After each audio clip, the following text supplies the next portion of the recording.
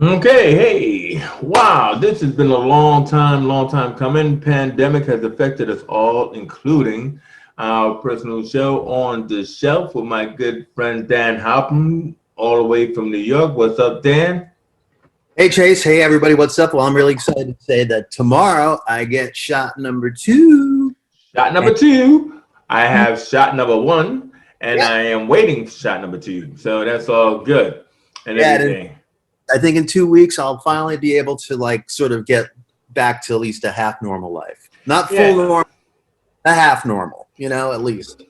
Yeah. Jan is in New York City, one of the places that have been affected hard and everything and stuff like that. But it's really good to hear that you're able to return to the outside world. So either way we look at it is that we thought that what we'll do is we'll do one of a treat today where we'll look at films that have never been made, meaning films from well-known auteurs who we watch their films, we know their filmographies, but then there was always probably that one film that they wanted to make and didn't. And then our man on the research loves to get the facts, so hit us with the facts with these films. I think you're gonna hit us one by one, and let's go for it. Sure. And I wanted to say one thing to everybody out in the audience who's watching today, especially if you're a student or a young filmmaker. I think the one lesson that or takeaway you can get from this podcast today is everybody thinks that when you become like a Spielberg, Ridley Scott, and Tarantino, you can do whatever you want. But guess what? When you hear the sheer amount of projects that they almost did, but they never got to do, you're going to go, oh, snap. Like, it's not as easy as everybody makes out, even at that level, you know? Well, what I find fascinating about this particular topic is the fact that I like to do what we call like them deep dives, and I like to like look in like the back issues and find out, well, what would have been if this person played that person or if this person made that film. And I think that that's what we're going to hit today. But also too, call to action. Please like and subscribe. The Geek Essentials channel is growing, and we like to keep growing it even more. So also feel free is that when we do say things, always comment in the chat, man, because you never know. We always check them out, and we may give you a response. So, all right. So Dan, you want to take us away to our first Sure. tour? The I just want to say that the first two examples I'm going to use, which are non-auteur examples, are going to be from this really cool book called "The Greatest Movies You'll Never See." This book came out about 2013. You can get it on Hmm. Amazon or wherever. It's in paperback now. You probably can get it used for probably a few bucks, but it's really cool. I think they cover. Is it extensive? Is it extensive when they talk about why it wasn't made, Yeah, or they go into like deep detail. deep dive? Deep dive. 50 movies, 60 movies, something like that. They cover so many famous directors. A few of these things that we're going to go through the list are covered in this book. Most of them are not, but the two that I wanted to call out from this book that are non-auteurs is that there actually was they planned and they were actually had started writing a sequel to Casablanca called Brazzaville that had I, something with I think what Bogart said at the end about going to Brazzaville or something like that. So I think that the idea was is that they were going to continue on with the Bogart characters and the other characters in this other place called Brazzaville, but it never happened, and that was going to yeah. follow up here. It, Um, it's kind of like the beautiful friendship will continue. yes, exactly. But I think everybody kind of you sort of look at Casablanca as a standalone film, right? I mean, why would you Mm. want to? Because any sequel to it probably would have never been at that sort of height of what Casablanca was. No. Um, and now here's an interesting thing: in 1949, 4 years before Paramount made War of the Worlds, one that we all know, the first version that everybody's pretty familiar. Ray Harryhausen actually had one in development, Right. and it never Okay. happened. What did he? You mean was he basing it off of the same book? You mean, and it was going to be Oh, his version?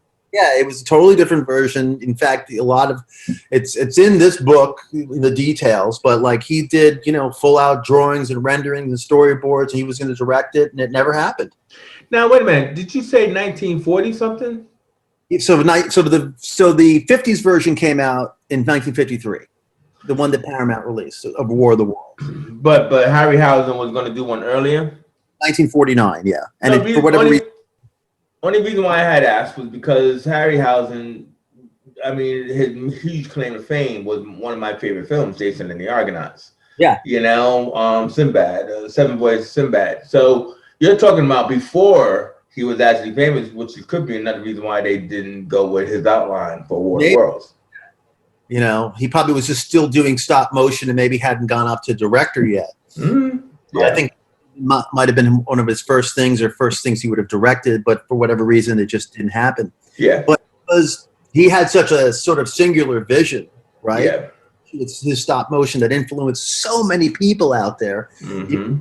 Today, you can imagine what that War of the Worlds might have been like. I can imagine what those big giant Martians would have looked like, yes. As well as like the spaceships would not have looked like Plan 9 from outer space. When there were saucers on strings. Right. I mean? So, but now we're going to get into the directors. So we'll start with Ridley Scott. And everything I've took from here is from Wikipedia. So you guys can go into a deeper dive in Wikipedia and all these directors and look them all up and find out all the information. But, I'm just sort of going to riff through all the list pretty quick in case when you want to stop and talk on something, please. Well, what period of time I would want to know are we talking about? I'll just shout out. I'll shout out they're sort of in linear. They're sort of in linear order as their career progressed. No, I'm talking about Ridley Scott. Which point? Yes, we started out 1981. He was going to do Dune. Right.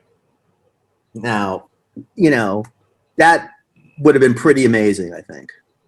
You don't think so?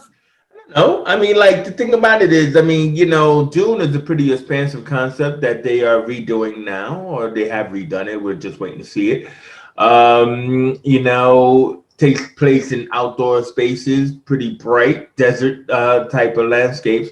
Whereas Ridley is known for his darkness because of his close claustrophobic camera feel. Do you know what I mean? So I would wonder what he would do with Dune. But go ahead. What does he think he would do with Dune? Well, it's interesting. I wonder if he would have because he's British and because he grew up in that time period. I wonder if he would have tried to make Dune. I hate to say it like Lawrence of Arabia. Lawrence of Arabia. No. David Lean. Yeah, David Lean. Yeah. And then he was originally supposed to do I Am Legend. Oh, now that's claustrophobic. There you go. With Arnold, would have been in the Will Smith role. Now I've heard of this. I didn't know it was Ridley. Yes. Yeah. It would have been a totally different I Am Legend. That's for sure. Yeah. Yeah. He would have been picking up cars, throwing them at zombies. Supposedly in 2008, they were talking about a Ripley spinoff with Sigourney Weaver that would not have had aliens. It just would have been about Ripley. How would you do that? I don't know. I mean, because the thing about it is, isn't Aliens 2, 3, and 4 Ripley spinoffs? You know what I mean? So in that. You don't have this would have been without the aliens. So what would you do with the character? It doesn't seem like you could really do that much, right? No, because the thing about it is that what makes Ripley great is the fact that she was just a survivor, right? Mm-hmm. So she wasn't a superhero. She was a survivor. And then with Aliens, James Cameron made her using the power of the maternal instinct. You know what I mean? So it's kind of like, don't mess with Ripley. That's how you're supposed to feel about Ripley. And but if you put her on Earth, or into another situation that doesn't involve aliens, it really seems like, I don't know, you're playing a weird trick here and stuff. You know what I mean? Yeah, and they would probably turned her into like some. They would have turned her into some kind of mercenary or some kind of revenge. But I mean, I don't even know what her role was. Do you even know what her role was on that ship? I mean, like, I don't remember exactly what she did on the crew. You know, maybe that's it what would I be. mean. That's what I loved about her. The crew was like about 7 to 10, strong actors, some known, some unknown, and like they were just Captain kind was of what? Tom, Tom Skerritt played the captain, right? Yeah, yeah. Tom Skerritt played the captain, but like Ripley was not even like the second lieutenant. She was just one of the crew members who, like, as they started to whittle down, she started to make her voice more known because she's like, I want to survive, I want to get out of here. You know what I mean? And stuff. So that's what I loved about her character. She was not. I mean, I wouldn't make her a mystery. She was not special. She I just mean, had heart, revenge, grit. where she came back to Earth and tried to seek revenge against the Weyland Corporation. The Oh people my God! See, look at that. That you sound like a producer, which you are, but like you're going for a cash grab, and it wouldn't work. And that's probably why it didn't work. So when was this idea for Ridley? Did Ridley say I want to do it this way, and then they said no? I think it was one of these things. They probably had some kind of, it's probably one of those things where they probably were at some film festival awards and they probably got drunk one night. Like, yeah, what about a Ripley thing? Yeah, that's great. Yeah, let's do it. And then nothing happened. And then somebody, Yeah. It's just that it's one of those kind of things where you don't read the situation right. Like when you don't realize like this was a really good movie, but like what made it a really good movie? And usually, especially survivalist films, usually it's like oh, these people survived. Now let's do something more to them. They kind of like try to do that with Bruce Willis in Die Hard, because Die Hard 2 was really kind of like, how can the same thing happen to the same guy twice? It's kind of like because somebody wrote it, man. And it's cash grab. But it worked. And, I think we're working on Die Hard 7 now. So, yeah. He was supposed to do Wolf of Wall Street in 2010. Really? Yep. Wow. Wait a Didn't minute. happen. Who did that? Scorcese. Scorsese. Would Ridley have done a better job than Scorsese? No, not for Hmm. that kind of movie. It's not his type of movie, is it? No, I mean, I like Wolf of Wall Street, but it's too fucking long. It Uh, is, but it's not. It's not the kind of grit of character that is Ridley's style. Is yeah. it? There was talk in 2014, and it's been stuck in development forever. Probably never seen about doing a 3001 miniseries. So instead, follow up 2001, 3001. Is this for Ridley or is this for Kubrick? Kubrick's dead. No, Ridley. Hmm. It never happened. Yeah. It's sort of talked about in this spirit. And then there was also talk about him redoing, and I've actually never seen it, believe it or not, The Prisoner.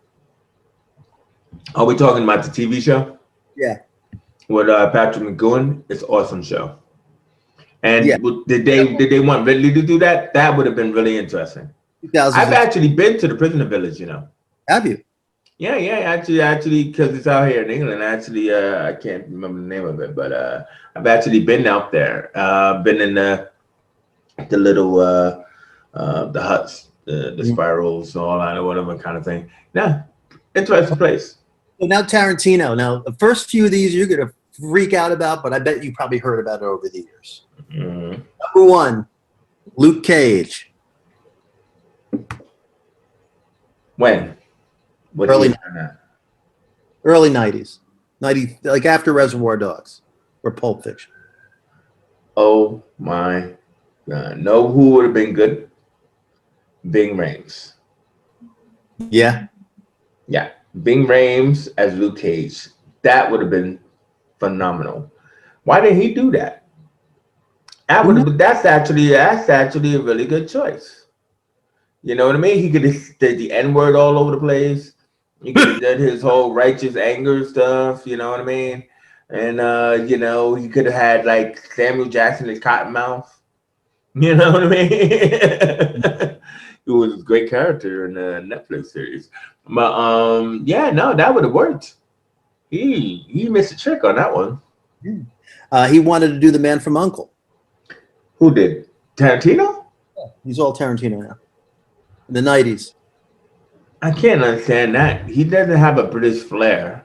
I mean, even the new man, even the Guy Ritchie Man from Uncle stinks because like the man, what they didn't realize, and I'm glad Tarantino turned that down is that uh reason why I don't think James Bond completely works, even though everybody loves every last movie that he makes, is that he's from a different time period. You know, if you're going to do James Bond, it has to be the 60s spy James Bond. The same thing with Man from Uncle, because they were really just kind of like the American British working together, you know, the team up of still that old 60s, you know. And then I'll segue into the next. Well, actually, one of the others on my list, he actually did want to do Casino Royale, and he wanted to set it in the 1960s with Pierce Brosnan. With Pierce Brosnan, that would have worked. You know, I mean, like, are we talking about before Timothy Dalton? Are we talking about the contract that like tried to ruin Pierce Oh, Brosnan's life? you want to do it in the mid 2000s? You know? Oh, so you mean a part of so Pierce Brosnan is Bond, Yeah. and so he wanted to remake Casino Royale. Last one That's kind of weird. I mean, reason why it worked for Daniel Craig was because you were rebooting the franchise. but he wanted to take Pierce Brosnan back to the 1960s. You know? Wow, that I you know what that That would have been really. it would have been it would have been cool, but I wouldn't have called the Casino Royale. Maybe that's another reason why that got turned down.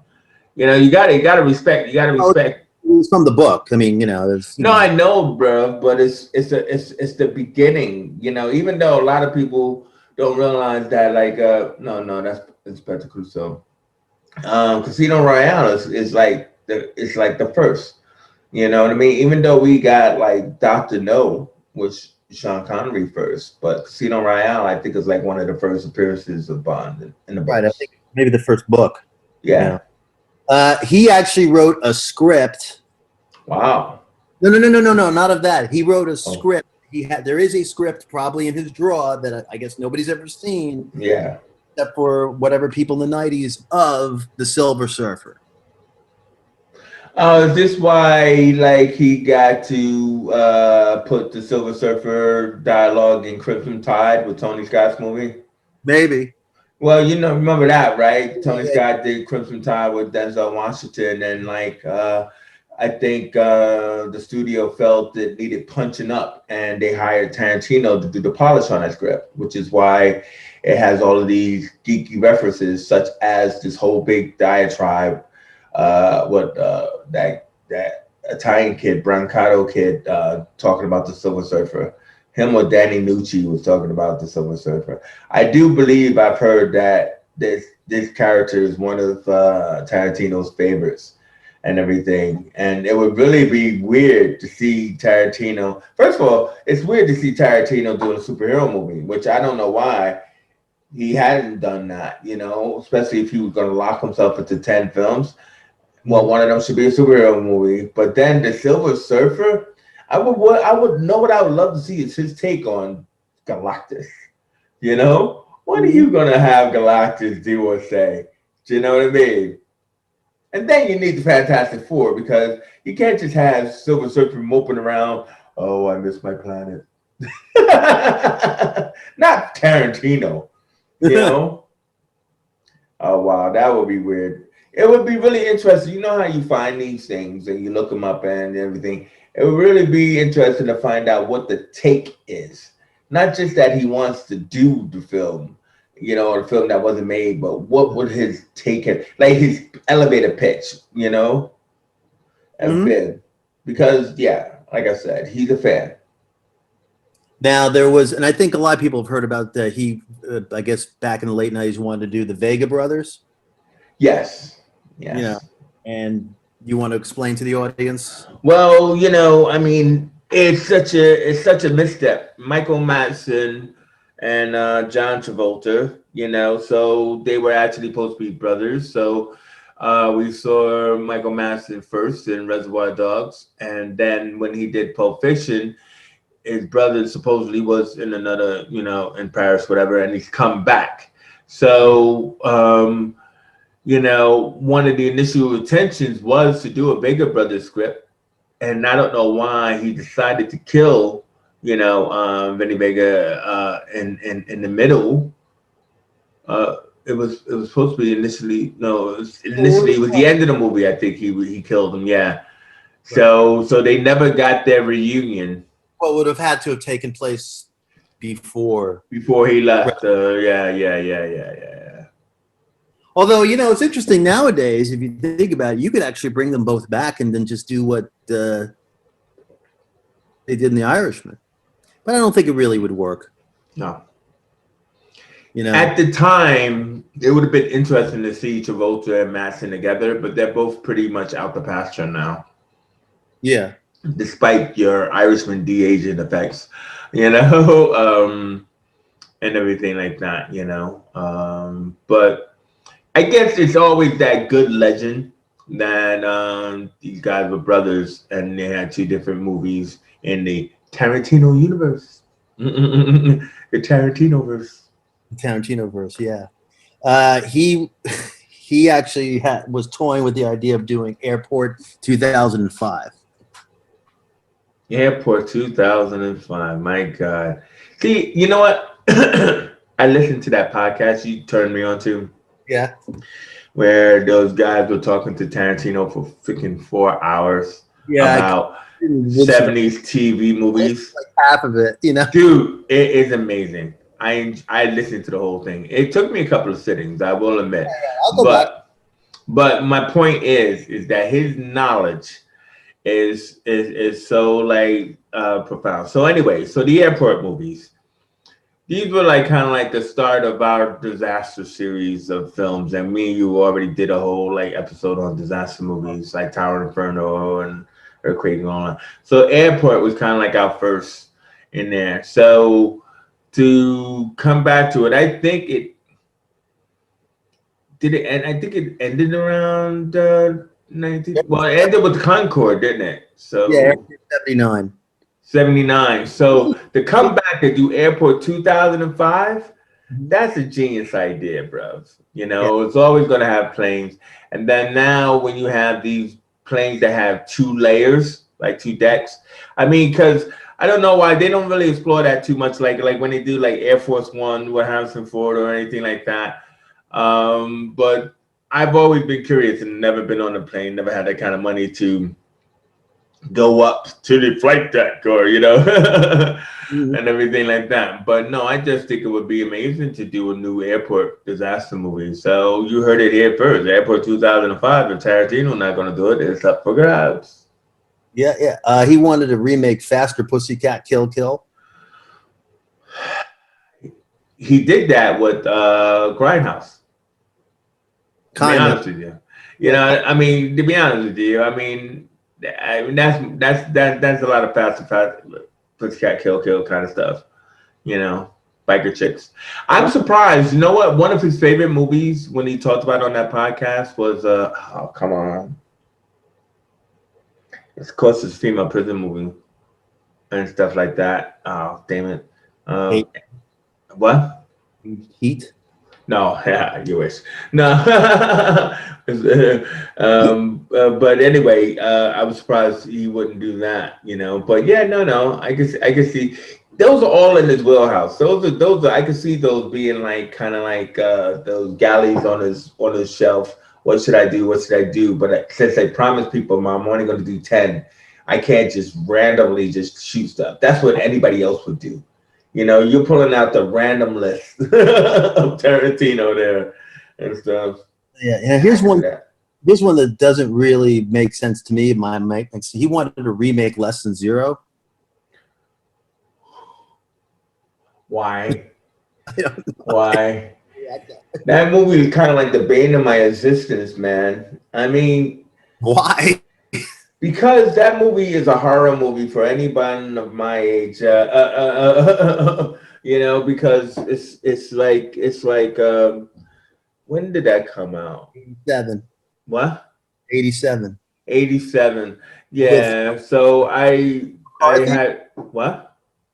Robert Downey Jr. Yeah, Andrew yeah, yeah. I know it's Robert Downey Jr. That's what I'm trying to say. in the audience. Yeah, but it was yeah, Robert Downey Jr. in a pretty awkward gay scene. But like I didn't even go off to college yet, so it's kind of like in those moments, it's like, oh, that better not happen to me. You know, it's kind of like you're like, hey, you're in a party, you wake up and somebody's going, hey, yeah. That's what that movie's all about. That's what everybody remembers about Less Than Zero. They don't remember about the decline of teenage youth, succumbing to drugs and all that other kind of stuff. It's all about Robert Downey Jr. being on his knees. If you ask anybody who's seen Less Than Zero, they'll be like, "Ah, yeah, I don't talk about it." Don't talk about it. And neither does Downey. And of course, the thing that everybody was talking about for a few years, last couple of years, that never came to fruition, Star Trek. Which one? The Tarantino was going to write. Oh yeah.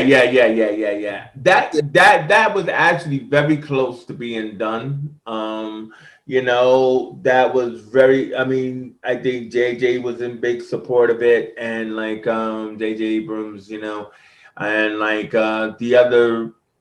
I think it was after Star Trek Beyond and everything else like that, and they were like, "Come on, man, let's just do a Tarantino's version of Star Trek where everybody curses and call each other N-words." You know what I mean? Because that's what he just pretty much known as, is he?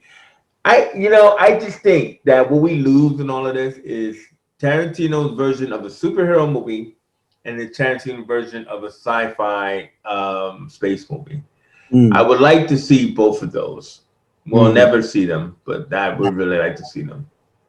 And then, of course, it's sort of still out there and still in play. Who knows if it'll happen or not? Is Kill Bill 3. Well, definitely not with Uma Thurman. She's never going to forgive him. And everything like that. That's not going to happen. But rumor has it that Kill Bill 3 doesn't have to involve her in a way. I mean, because it would be Vivica Fox's daughter, Right. grown up, getting revenge on to the bride. So, like, if you can't get the bride and you just have the daughter, you could probably just do like, yeah, let's just do the older daughter going out and going out to people. But Bill is also dead, so how do you call it Kill Bill 3? Yeah, you got to kill more bills. Kill more Bills. Right. So let me kill Bill's daughter. Kill Bill 3 is let me kill Bill's daughter and the little girl who's watching the Shogun Assassin with him. Yeah. So both her and Vivica Fox's daughter, they grew up and they go head to head with each other. I'm not Bill. You're his daughter. Now we're going to talk about Spielberg. And some of these, like, now remember, some of these are the early stuff. You're going to be like, okay, that's when he was a young director. So, the projects, you can see the progression as he gets older, that they get more, I guess, prestigious or bigger. You know what I mean? So, first on the list, he turned down directing. He was offered that and I don't think I've seen parts of it. I know of it. That Burt Reynolds movie, White Lightning. White Lightning. Yeah. He was offered that? Yeah, and he turned it down. Well, it's not in his wheelhouse. I mean, like White Lightning, Burt Reynolds had this kind of man on the run kind of period of film. So you had Gator, you had White Lightning, and you had Deliverance. And it was just kind of like I gotta stop making these man in the swamp movies.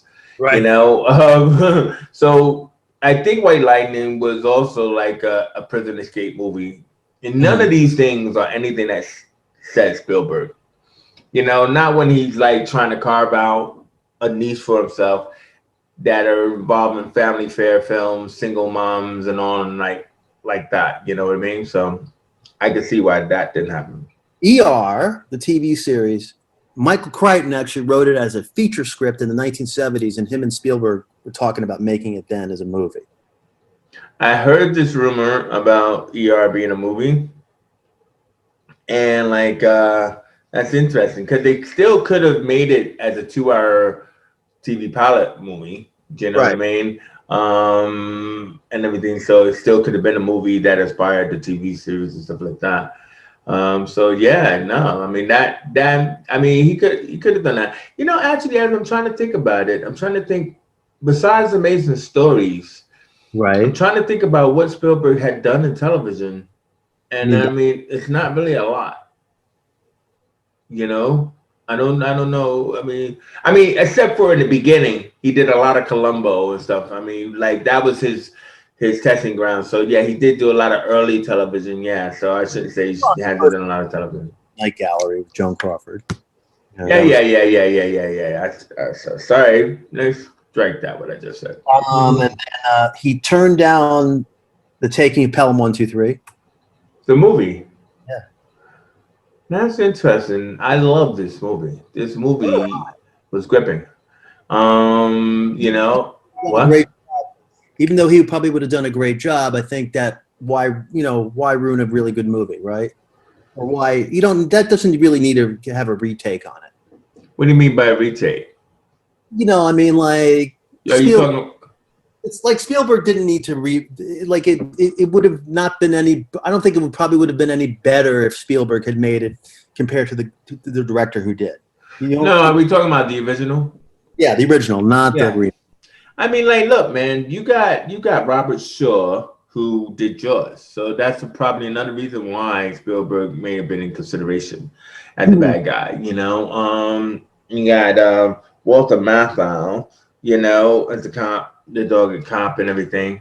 Martin Balsam, I think they may have worked together as well. So I can understand why, Spielberg may have considered it, but it was pretty much of a claustrophobic type of piece as well. Do you know what I mean? It doesn't have any kind of like magic that Spielberg could put into it. It's a big sausage party. You know what I mean? No single moms.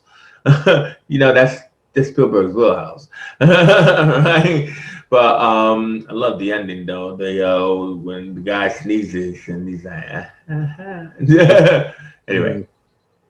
He turned down doing the. I wrote this. I know I've never seen it. I know you've seen it, but I haven't. The Bingo Long. Oh, Bingo Long and the Traveling All Stars. Oh man, that is Billy D. Williams. It's that's a near and dear film.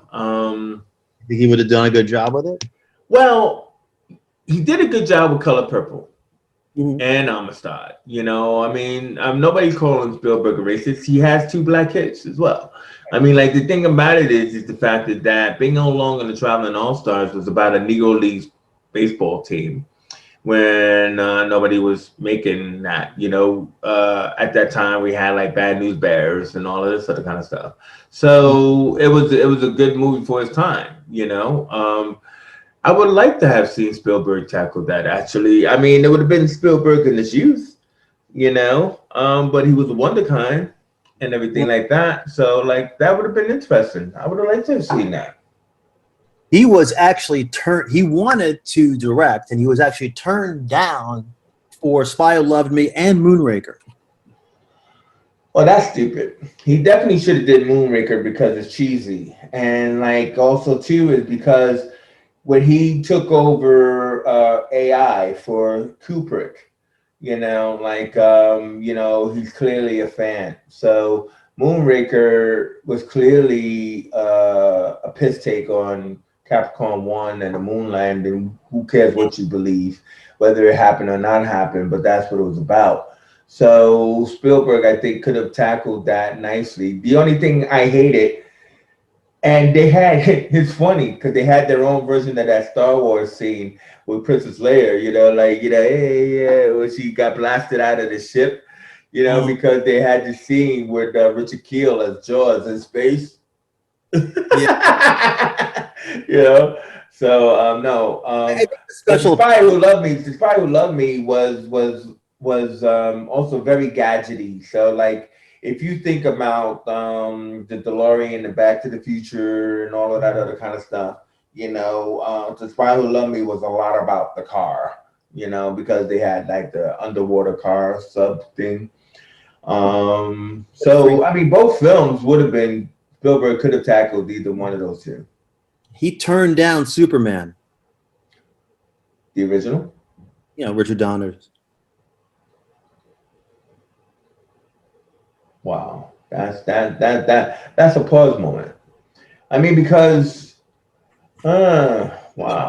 It's so good that, like, you know, whatever, you know what I mean? It's sort of like Richard Donner's so good. No, listen, man. First of all, Don, the secret of Richard Donner is Donner's wife, Lauren Schuler Donner, Yep. right? So what? They weren't married then, not in 1978. Well, then, yeah. Well, Donner was doing a lot of like doing. Donner was doing a lot of stuff, but I don't rate Donner for Superman. Obviously, I believe a man can fly. I was like 10 years old, and I mean, you know, you caught me with the magic, but you also got Spielberg had just released Jaws before Superman as well, so you have this thing where here's this kid who finally got the keys to the kingdom, and so like your next film would have been Superman. Spielberg would have killed it, bruv. He would have killed it. You think so? Yeah.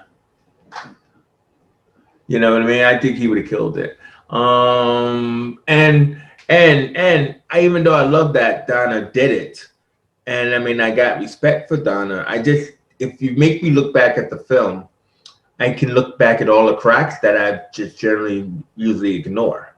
Right. And so if you replace the director with Spielberg, then I'm thinking, oh shit, this would have been awesome. That's all. It would have been awesome. Okay. And he probably wouldn't have been fired because remember, Donna was fired. So they were shooting Superman and too. No. You don't get it. You're right, because they did both together. They did both together. So they shot, that's why Donna has a Donna cut of Superman too, because they did both together. And basically, it was like Snyder. At one point, the studio just said no.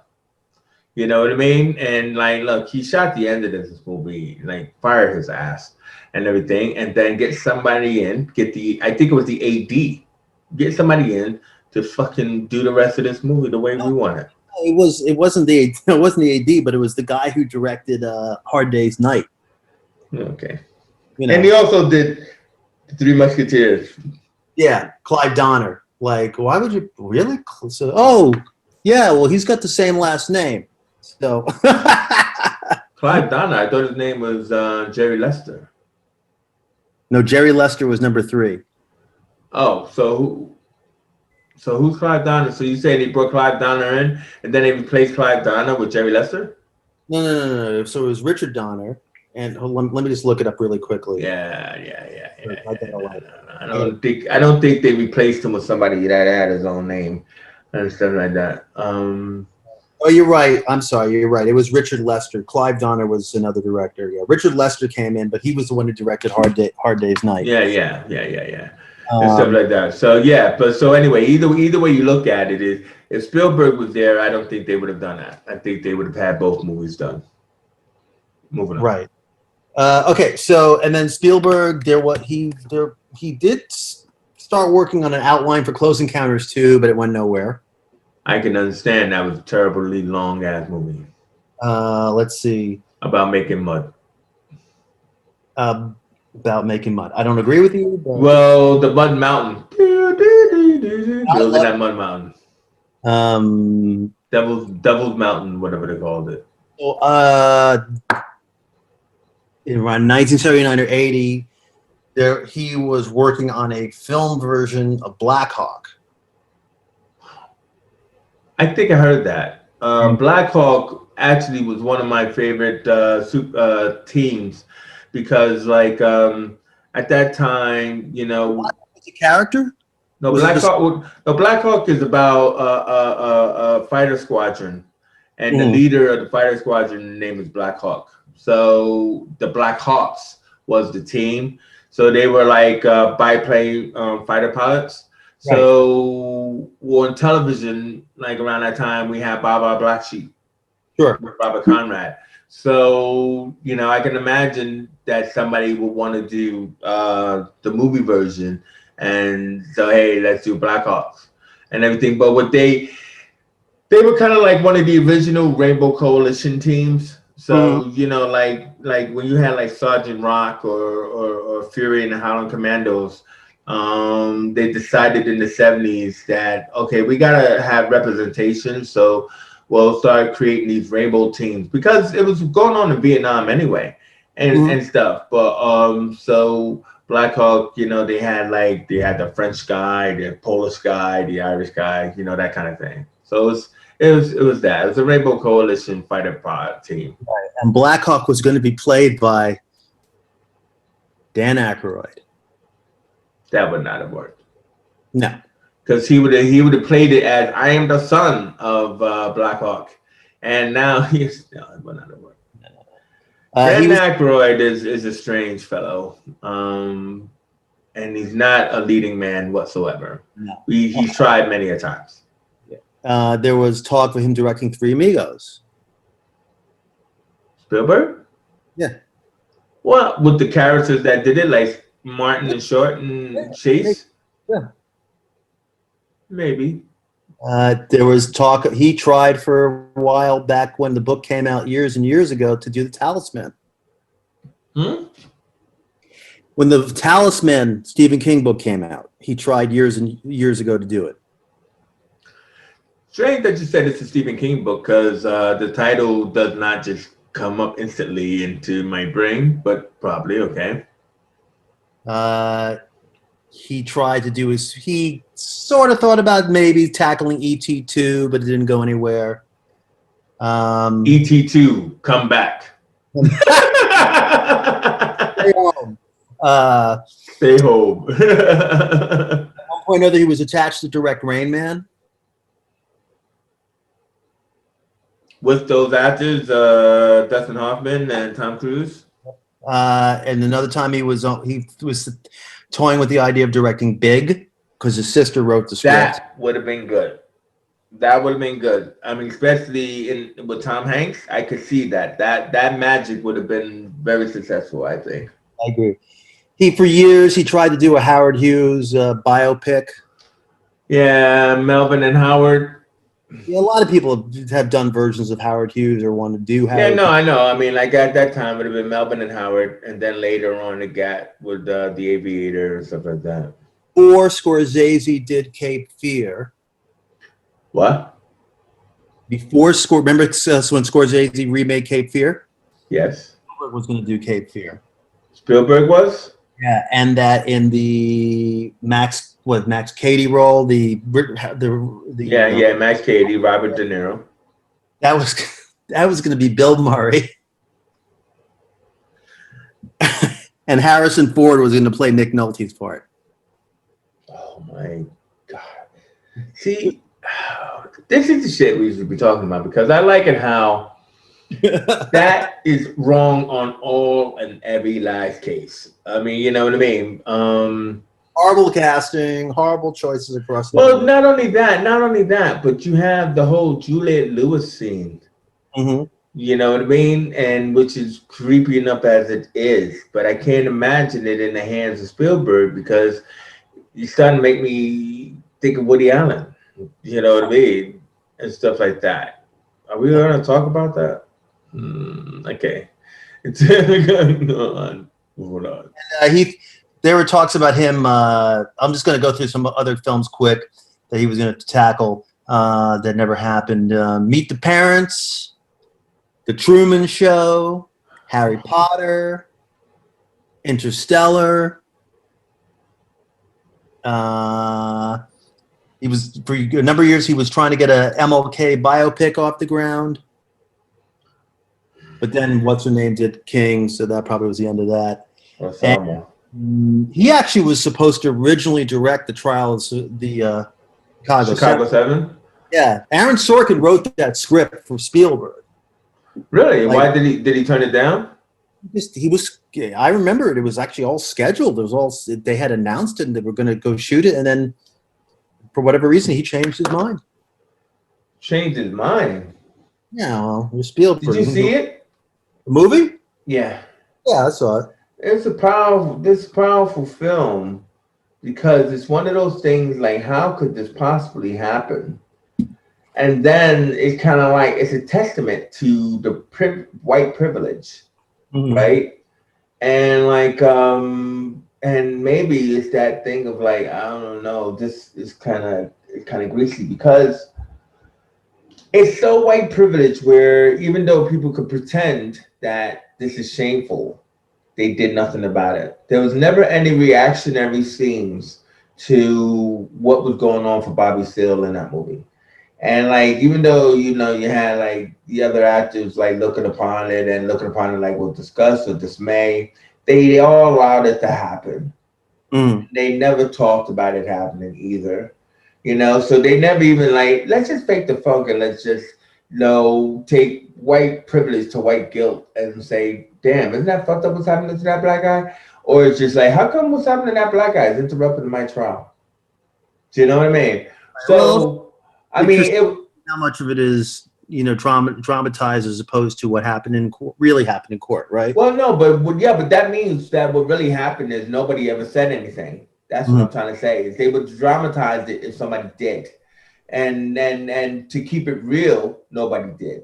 So that's what I'm just trying to say. It's a testament of white privilege, But like in that aspect, it's a powerful. It was a powerful like piece of film. But then again, it was just all what would that do for Spielberg? It'd be like that does nothing for me to make this because even though it's on Netflix and it's a movie and you're gonna Mhm. pay me a buttload of money, it's still kind of like a TV movie because it was really still like a TV movie. I couldn't see that in the pictures. No, I couldn't. I mean, it was a courtroom drama. Yeah, yeah, yeah, but that's what I'm trying to say. It's nothing for Spielberg to do. Yeah. There's nothing like, how can I make this intricate? Where's the single moms? Oh man. Okay, James Cameron. Here we go, Jamie Cameron. So some of the stuff is early on in his career. Piranha 2. So Wait, that's a Roger Corman film. did he make Piranha one? He worked on Piranhas, like doing some visual effects, didn't he? Yeah, yeah, I think he did. And stuff like that. But so Uh, he was going to do Piranha 2, and he didn't. Somebody else did, though. First Blood 2, Rambo. Right. So that movie was actually made with Dirk Benedict called Ruckus and everything like that. And Spielberg felt he could do better than Starbuck. Anyway, go ahead. Spielberg or Cameron? No, What do I you said no. I said. Oh, I said Spielberg. No, I didn't mean Spielberg. I meant Stallone felt that he could do better than Starbuck. movie that Dirk Benedict was in? Yeah, Dirk Benedict was in a movie called Ruckus, which was actually First Blood, the first one, and Oh, then it was just one of those quiet little movies, and then Stallone made First Blood, the same actual story. know. now in 1989, he was going to produce, and Catherine Bigelow were going to direct a version of Wolverine and the X-Men. In '89, before the first X-Men came out. Yeah, years before, like 10 years before. It never happened. And you know who Wolverine was going to be played by? Bob Hoskins. Oh, you know that story. Okay. I know the Bob Hoskins story, yeah, but I didn't know it was Spielberg and Bigelow, and I didn't know. James Cameron. James Cameron we're talking about now. Oh yeah, all right. So James Cameron and Bigelow. Yes. Yeah, well, yeah. Well, he also was going to do. I got one for you. You're going to hit me with, so I'm going to show you. I know. James Cameron was also going to do Spider-Man with Leonardo DiCaprio. I have that on my list. Yeah, And who was going to play Doc Ock? I don't know. I just knew that Schwarzenegger. DiCaprio was going to be Spider-Man. Schwarzenegger. It seems like Schwarzenegger has been dancing around these villains for until somebody just said yeah, and then that's when fucking Joel Schumacher said yeah to fucking Mr. Freeze. It seems like he's always been online for hey, I would be a villain in your movie. I'll do anything. Yeah, exactly, Mr. Freeze. Ice to be Joe. He almost did Jurassic Park. He wanted to do Planet of the Apes. Everybody wants to talk about that damn dirty ape. Fantastic Voyage. Ooh, now that is. Whoa, wait a minute. Don't you think he did do Fantastic Voyage because he made Inner Space? Oh no, he didn't make Inner Space. Who made Inner That Space? was Joe Dante. Oh, okay. And So then that's probably why he couldn't do Fantastic Voyage because Joe Dante did Inner Space. there was always talk about True Lies too, but aren't they doing a series? I don't know about the series, but I don't know why they never did it to. Right. You know, I'm wondering if Stallone, not Stallone, I'm wondering if Schwarzenegger got along with Jamie Lee Curtis. Because I mean that was perfect for a sequel. I don't know why it never happened. Hey, you know what? I should watch that tonight. I haven't seen True Lies in a long time. It is a great movie, especially the horse on the roof. Yeah. You know what? I'm gonna watch that tonight. Kubrick. Mm-hmm. Not a long list, but there's probably tons more. The most famous movie he never made, and actually it's probably one of the most famous movies never made, and they actually have a whole book out where you can get all his storyboards and script and everything. He was going to do his version of Napoleon. Wow. So did Napoleon go to Africa? No, like with Shaft. No. The real story, my friend. Napoleon went to Egypt, right? Egypt is in Africa, bro. Okay. But yeah, Napoleon got in a battle of Hawthorne and got stuck in Egypt for 10 years. Mm-hmm. And stuff. So like like every time I look at somebody doing a Napoleon movie, I go, did Napoleon go to Egypt? Then I don't want to see this movie. You know. Now it is true. Last thing I'll say to that. It is true that when he got out of Egypt, that is supposedly when he did the Battle of Waterloo. Uh-huh. But the point is that he did a lot of stuff in Egypt, and it would have been worthwhile to at least cover that if you're going to do the story of Napoleon. That's all. I think Napoleon is one of those kind of things that I think because of how expansive the history with his life is, it's almost like The Crown, you know, like. Yeah, he's got a long life, but all we know about him is that the guy loved to scratch his belly. But I'm saying is that he strikes me as like a miniseries, or at least or 2 or 3 seasons. You know, like you can't. A movie just doesn't do a character like him justice. Okay, so there was talk at one point. Now this would have been really, really, really trippy. He was talking about doing Lord of the Rings with the Beatles. He's on Dusk or Mescaline, I think. Kubrick wanted to do Lord of the Rings with the Beatles. He wanted the Beatles to star, you know, I don't know which one would have played Frodo, but. So listen, I'm going to make you guys hobbits, and I'm going to do something with the camera that's going to shoot you down. And John would have played what's his name? Shit. Why am I blanking? Gandalf. No, not Gandalf. My precious. No, Ringo would have played Gollum. Ringo would have played Gollum because nobody else cares about Ringo. Ringo would have played Gollum. Okay. Go with these ideas. There was talk that he was going to direct. I think he got offered by Warner Brothers to direct The Exorcist. Kubrick? Yeah. That would have been amazing. Yes. That would have been amazing. Very different movie. Yeah, it still would have been long, but it would have been amazing. He at one point wanted to make a movie about Joseph Goebbels. Ooh, Joseph Goebbels and the Final Solution. Final Solution. Goebbels was about what? He was behind the Final Solution, bruv. The way you said, and the Final Solution. The Final Solution, yeah, exactly. Sorry. Yeah. Mm-hmm. Supposed to be his idea. And then finally, Pinocchio. You know, Pinocchio scared me as a kid. I've never really seen that movie. You know what I mean? I know it's on Disney and all that kind of stuff, but it scared me so much as a kid that I never no. Right. And maybe it was just the whale scene. I don't know. Now we got two more: Kevin Smith and Scorsese. Kevin Smith, I'm sure you probably know a whole bunch of them. He was actually offered to write in '97 Green Lantern, and he turned it down. Okay. Don't know why. Well, no, because he was writing Green Arrow comics at that time, so I don't know why he would turn down Green Lantern. There was talk about him. They've been talking supposedly off and on over the years about doing a sequel to Chasing Amy. Love that movie. So do Even I. though it was very,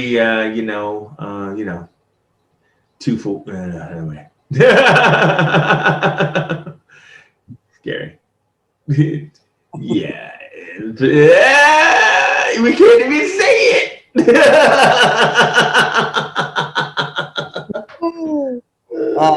At one point or other, I guess he was trying to get. Say that to you guys. See, this will bring us closer. No, no reach around for you. Anyway, go for it. $6 million man. What? He wanted to make $6 million man. And whatever happened with Mark Wahlberg's version of that? Oh, I don't know about that version. I don't know.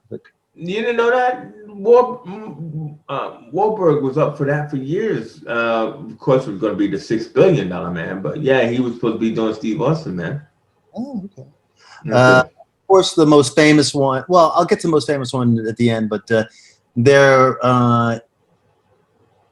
2004 Green Hornet.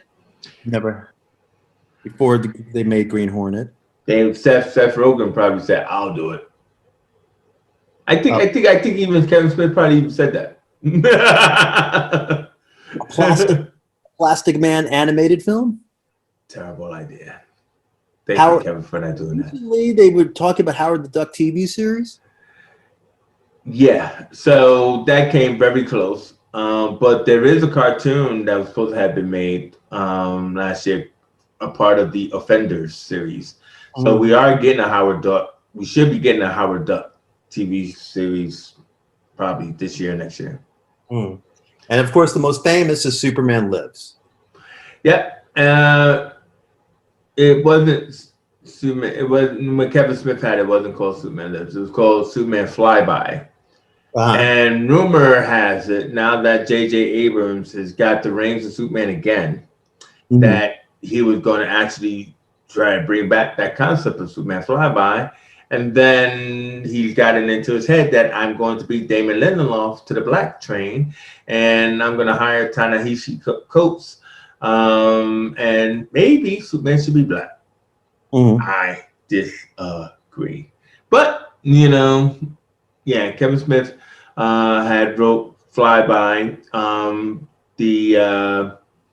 What is it? Brainiac was the villain. And I love the story Kevin Smith tells about this. Is that that hairdresser guy, the producer, John Peters, said to him, "Can we have a giant spider? I like spiders." You know what I mean? And then something about, I don't know if Superman should fly. Do you think he should fly? It's called Flyby, sir.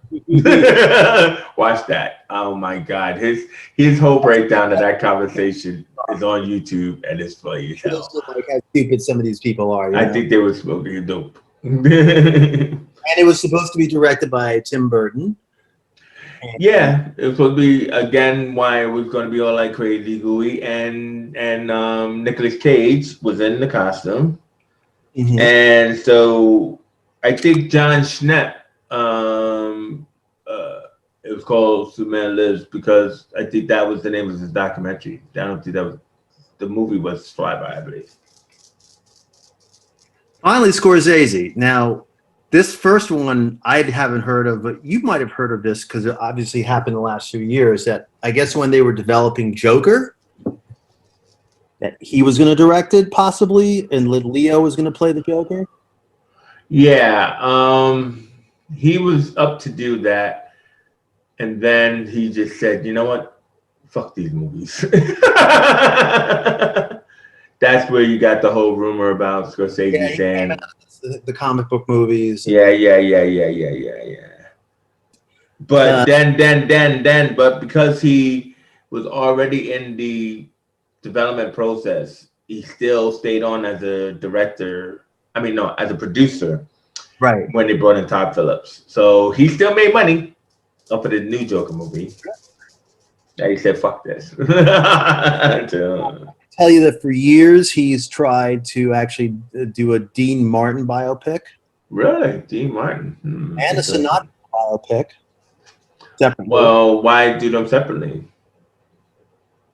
Um, If anything, you got a choice between Jerry Lewis and Dean Martin, or Dean Martin and Frank Sinatra. I would rather see the Dean Martin Frank Sinatra, because that would lead me to the Rat Pack, lead me to Peter Lawford, The Death of Marilyn Monroe, Ocean's 11. Whereas Dean Martin and Jerry Lewis would be like, hey, why do I gotta follow this idiot? the story goes is that he tried for years to get the Sinatra story, but the family won't give it to him because he wanted to go down a little more the dark side. And Well, he probably like, look, I made Casino. Come on, you trust me. Those other mafia guys trust me, and they're probably saying, no, we don't trust you at all, bro. I mean, the thing about it is, what do you? I mean, like, Sinatra will love to keep his hands clean, and his estate will probably love to keep his hands clean, but he probably was more connected than he liked people to think. oh, I think everybody knows how connected he was. No, I mean more connected. I mean, like for them to not want his story told, Hmm. right? I mean, there could have been more to it than all of that. You know what I mean? Hmm. And you don't really need to break down into that. You got a lot of shit. You also got the weird Mia Farrow story in there. Yeah, yeah. You know, He was offered. If this is be an interesting take. He actually was offered Beverly Hills Cop. no, Yeah, originally. yeah, he was. Oh god, you probably said, "Look, I'm an Italian. I don't like black people." When I rewatched Taxi Driver, I was so offended by this movie, hugely offended by this movie, because I think we were so used to things being said and black people being treated in the way they were treated in the 70s, that like we didn't think anything of it, and neither did anybody else. They just said, "This is such a great fucking movie." But then again, is that he himself plays such a racist character in that movie. It's not just that everybody, like the cab drivers, all racist and calling people niggers and stuff like that, but he was doing it. Do you remember Taxi Driver? Yeah, I have. It's been a while since I've seen No, it. but no. There's a scene, right? It makes no sense. Then there's a scene where Robert De Niro drives him, and he says, "Just park out here." Five Scorsese, right? Yeah, Scorsese, just park out here. You see that woman up there? That's my wife. You know what? She's up there getting fucked by some black motherfucker. And I was like, and De Niro is himself is just like this. What are you talking about, man? He's like, I'm gonna get a gun and I'm gonna kill that fucker. And all of a sudden, and I was just kind of like, I don't understand the point of this scene. You know what I mean? Because it doesn't move the plot at all, right? It's unnecessary. It's the director giving himself not one but two cameos, because he has another like cameo where Sybil Shepherd walks by him. But he gives himself I mean, he must say, "Look, I got a character. Nobody wants to play this character, but I'll do it." It must have been one of those kind of things. You know what I mean? But it's just that that's the wrong choice for a director to make, I just think. Anyway, moving on. Sorry. Had to say it, bro. That's Hate okay. that movie. Hate the movie. And I don't like Scorsese. I'm glad he's last. Let's see. He was offered at one point or other. Coppola actually offered him to direct The Godfather 2 I can see that. because he didn't want to do it, but he He decided. didn't want to do it. Why? I don't know. It's like maybe he didn't want to get tagged with it, but he ended up doing it anyway. He was Wait, offered. he did do it. Coppola did it, but he didn't want to do it. Godfather 2 initially. Okay. He was offered Witness, Good movie. And finally, last but not least, in our podcast, there was a point where he was attached to direct Schindler's List. Thank God, no. Italians can't write about Jews. I don't think so. And everything. Wow, that's a deep dive list there, Dan. That's a huge list, man. That's like hundred, not 100 movies, maybe. I don't know. Yeah. Well, I mean, so I just said, I said, remind me about this because I just thought it was kind of cool, right? So I know we were talking about, so we're coming to an end now, but Yaphet Kotto, Yeah. R.I.P. Yaphet Kotto. I was listening to, I don't know, a podcast or whatever it was, but somebody gave out a list of what Yaphet Kotto roles that he turned down, right? And we know Yaphet Kotto from Alien, and we also know him from Homicide: Life on the Street as Lieutenant Giardello, right? I don't know why that doesn't have a lot more syndication. I can't find this film anywhere. This series anyway. Anyway, somebody thought that, hey, black guy in space, huh? You know what? Why don't you play this character? And what character is that? Why don't you play Jean-Luc Picard? Really? And he was like, I don't want to go back to space. I just came back from space. You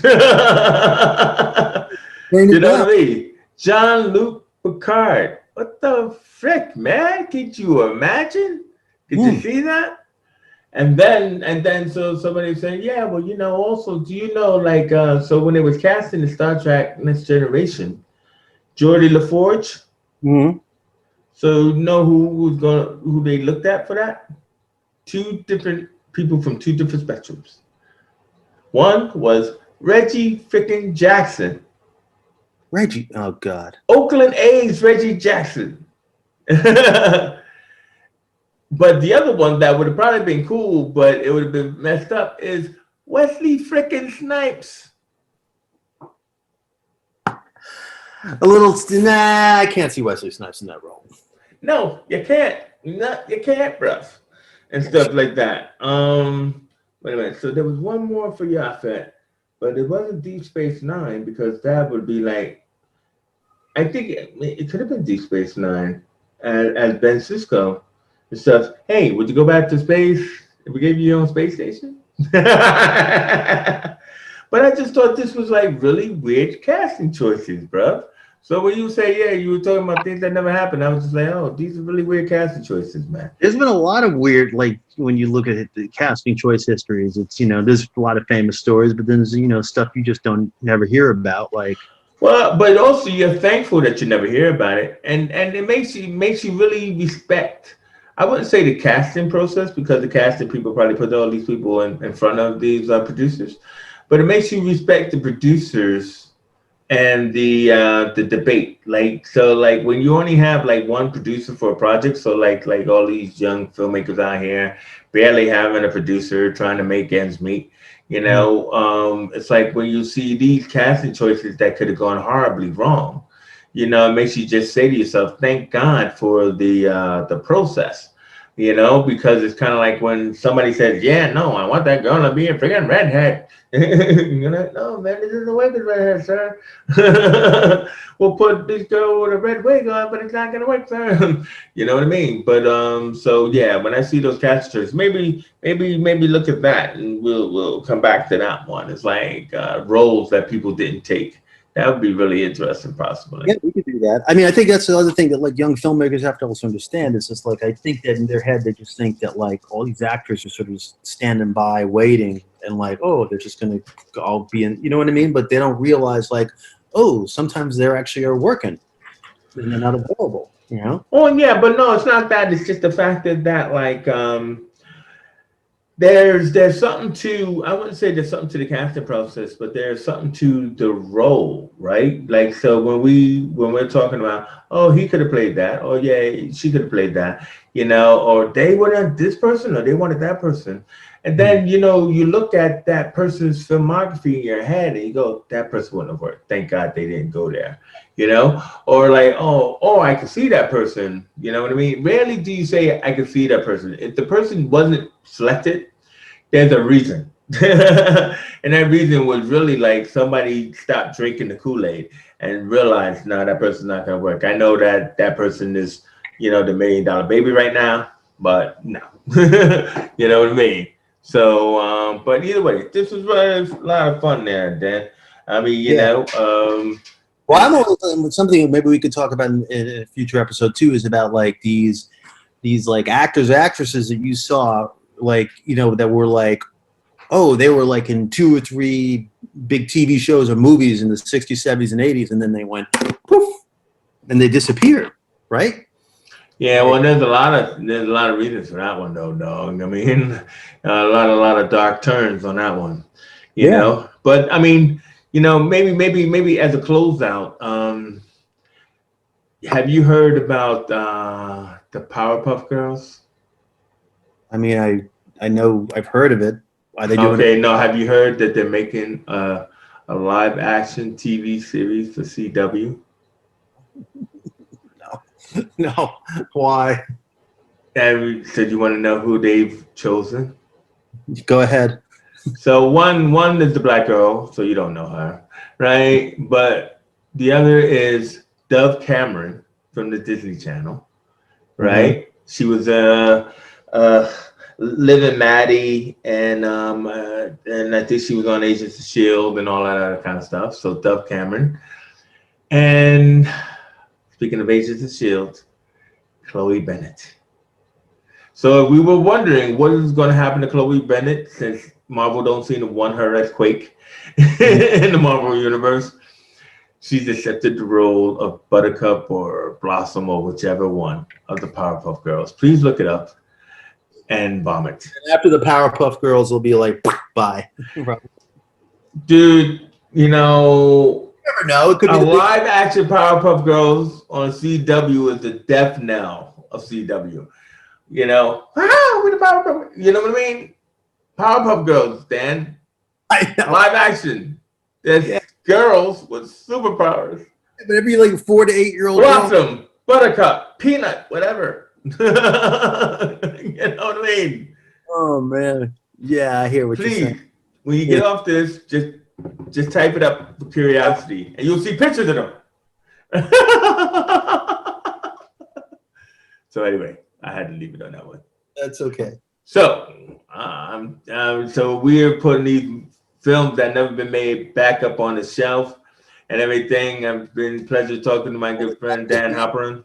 What? The shelf is empty because they never were made. Yeah, that's true. I can touch it. I touch the empty shelf and everything. I'm Chase Johnson Lynch, and I'm Dan Halperin. you've been watching On the Shelf. So peace out. Bye.